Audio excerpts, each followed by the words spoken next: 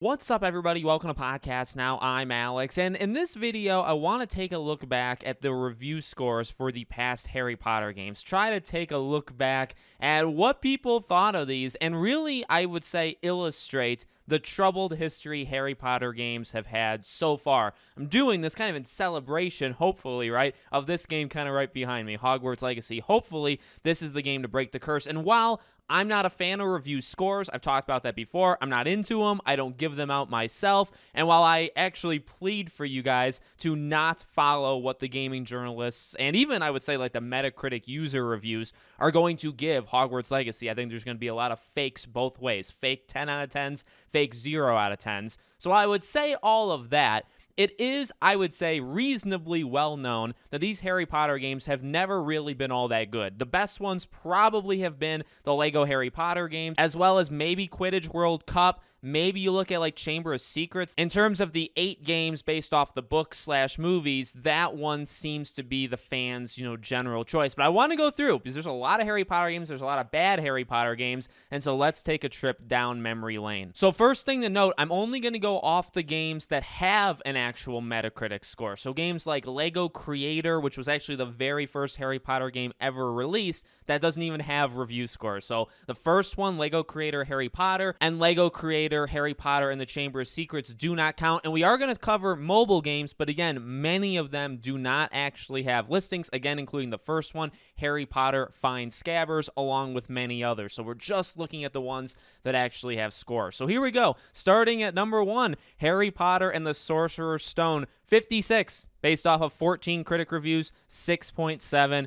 based off of 40 user scores. So this one kicking us off again. Technically, the Lego Creator was the very first one, but obviously this being the first, where you get to go out into the world, explore it, get to play it, all that jazz. This was the first one to actually be able to do that. And like I said, I feel like this next one is kind of the personal favorite. It's something that you see a lot of YouTubers play pretty often, right? It's kind of the go-to Let's Play game, I guess maybe besides Quidditch World Cup. And then you also have the review scores kind of to back it up. 71 based off of 16 critic reviews, and 7.5. I think this is actually the highest or one of the highest in terms of user scores. Then we get Quidditch World Cup, and this is an actual sequential order. This was the next game that released. This was like kind of a spin-off thing, right? More of like an EA Sports idea, and it somewhat works. 69 based off 13 critic reviews, and again, a 7.5 based off of the user score. So this one, again, I believe will tie it. Then we have Harry Potter and the Prisoner of Azkaban, still holding that 7.5 user score, and also now a 67 on Metacritic. And I think what you're going to see as these games start to go on, more people there's more data, there's more people that start to talk about it. Then we go to the Goblet of Fire, 66 based off of 16 critics, and this one takes a major plunge with a 4.1 user score based off 98 ratings. Then we get to Order of the Phoenix, kind of a bounce back, 69 based off 34 critic reviews, 5.8 based off of 35 reviews. Harry Potter and the Half-Blood Prince, 66 based off 35. This one takes that jump. A lot more people played it. Came out in 2009, but then also a 4.9 user score. Then we had Lego Harry Potter years 1 through 4, and this one you could probably say is the legitimate, right? Again, the Lego games, and even my own personal, I have played some of the really bad Harry Potter games, but even myself, I have played the Lego ones. The Lego ones are my personal favorite. They're not incredible. I'm not the most gigantic Lego fan of all time, but they are very solid. 79 based off 58 critic reviews, and 8.0, right? A flat 8 based off of 79. But in between, we kind of go back and forth. Right after this, we had the really big downturn, and you are going to see this. There's a lot of these games that are just horrendously bad, and the review scores, I will say, although I don't like review scores generally, they do match, I think, the general feel of these games. Deathly Hallows Part 1, 38 based off 42 critic reviews, 4.5 based off of 52 scores. And then you just follow that right up with its sequel, right? Deathly Hallows Part 2, 44 based off 31 scores and 4.7 for the users. But then we did have the bounce back again of Lego Harry Potter years 5 through 7, 77 based off 35 critics, 7.9. So relatively, I mean, right, really the same kind of thing as 1 through 4. Then we had my personal favorite, and by favorite I do mean the worst one. I personally believe this, Harry Potter for Kinect. This one was pretty much a joke, at least in my opinion. And it actually didn't get the lowest score, though, which is interesting. 54 based off 15 critic reviews, 4.7. Actually, what you notice here, right? This is a 360 game. This game came out in 2012.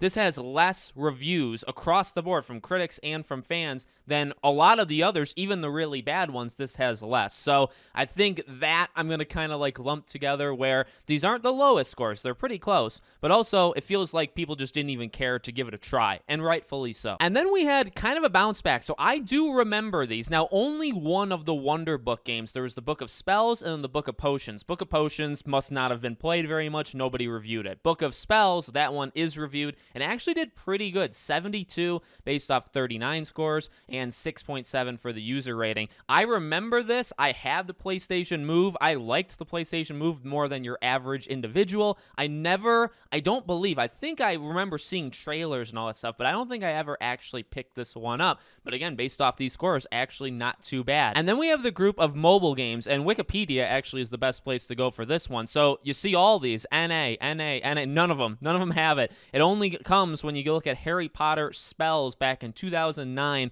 that I got a 65. Then you have more that still didn't get scores. Then I didn't even know that Lego Harry Potter years 1 through 4 was on, Android and iOS, but I got an 87. That makes a lot of sense. You also had, again, Lego Harry Potter years 5 through 7. 71. Now, I'm not a mobile player. I never really will be, so I don't know what happened there. I assume maybe it was just a bad launch or bad quality because, I mean, we looked at the Metacritic stuff. It didn't really seem like there was any major drop, let's say, between 1 through 4 and 5 through 7. But then we start to get some pretty bad ones. Again, very mediocre to just flat out bad.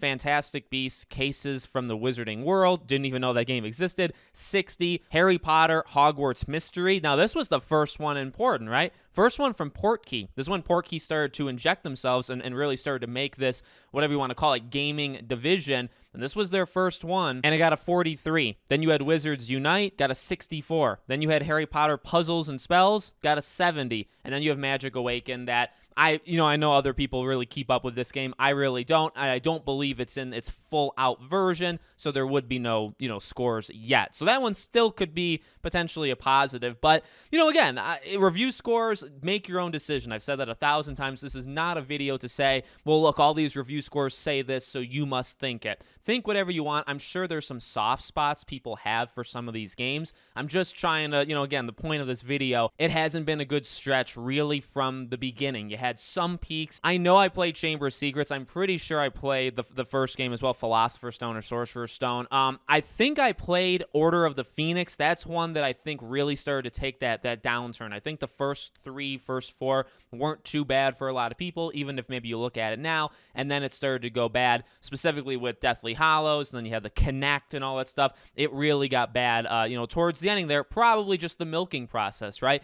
And this happens oftentimes when you have these kind of just trying to match a book or match a movie and get it out on time. Well, you have to rush. You have to give it to developers that have no idea what they're doing. You have to give it to developers that just got out of school. That oftentimes happens with these things. So that era is long gone, or at least it better be, because I'm not going back to that era. And now we have a game that, as we've talked about hundreds of times on this channel, hopefully is made for the fans, knows what it's doing, and I believe it will. So we'll see what the review scores are. We've already talked about that. I don't expect something insane because of certain things, but, again, look for the other video for more discussion on that one. Thank you all for watching. Make sure you guys are subscribed, bell icon turned on, and I hope to see you all on the next one.